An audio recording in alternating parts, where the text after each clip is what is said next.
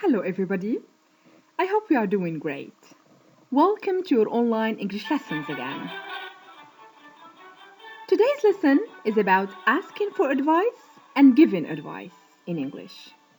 By the end of this lesson, you will be able to recognize and use the expressions of asking for advice and the expressions of giving advice. Let's get started with the expressions of giving advice. How can you give advice in English?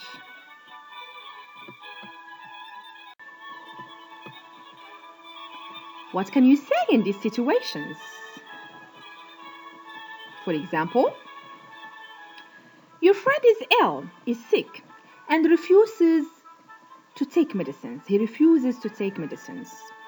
So what can you tell him? What can you advise him or her? You should take your medicines to become better. Here we are using the modal verb should to give advice. Next situation. Your brother never does his homework. He never revises for tests. Now, what can you advise your brother?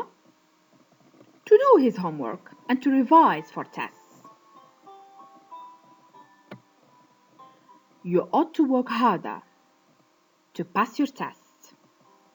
Here, we are using another modal verb, ought to give advice. So these two modals are usually used to give advice. Next situation. Your classmate wants to improve his English. What can you advise him or her?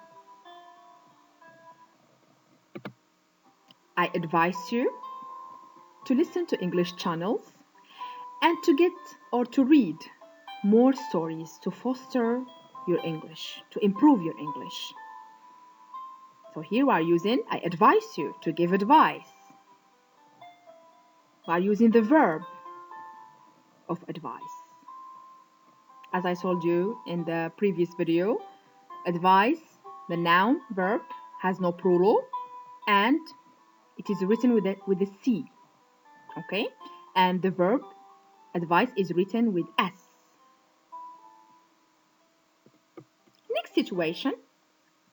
Your neighbor is very lazy.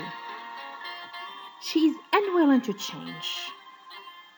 What can you advise your neighbor? If I were you, I would look for a job and I would try my best to change my situation.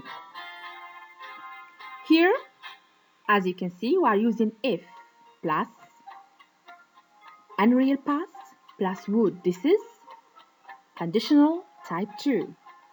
Remember that conditional type 2 expresses impossibility in the present, an imaginary situation.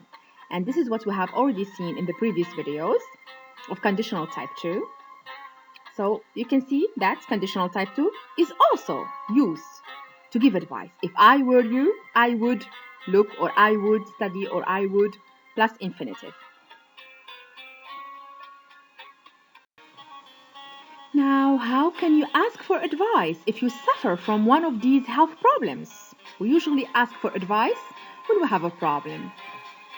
And we usually give advice to help people. For example, you suffer from headache, a fever, a stomachache, toothache, a cough, or the flu. So how can you ask for advice if you suffer from one of these problems? We're going to learn more about the expressions of giving advice and asking for advice in the following dialogues. Let's read the dialogues to find out the expressions of asking for advice and giving advice. Dialogue number 1. What's the matter?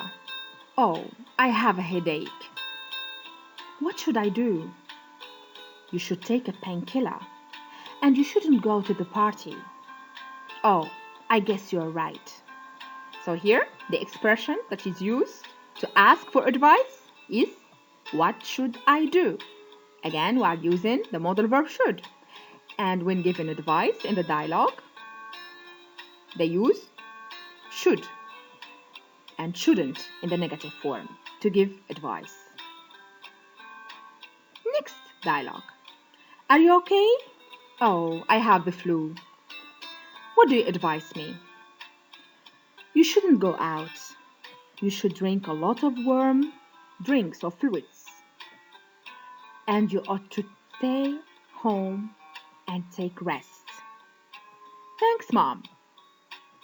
So here, to ask for advice, we have the expression, what do you advise me? And also we have the use of the modal verb ought to that expresses advice.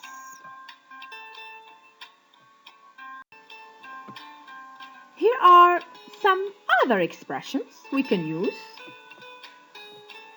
to ask for advice and give advice in English. Asking for advice expressions. What should I do? What do you think I should do? What can I do?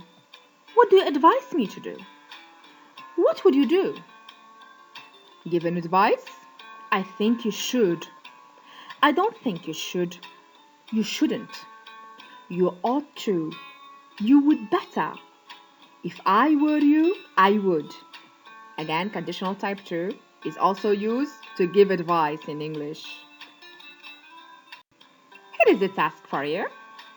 So you have 2 tasks in this lesson, in this video. Let's practice. You are going to use should, shouldn't, or ought to complete the following sentences.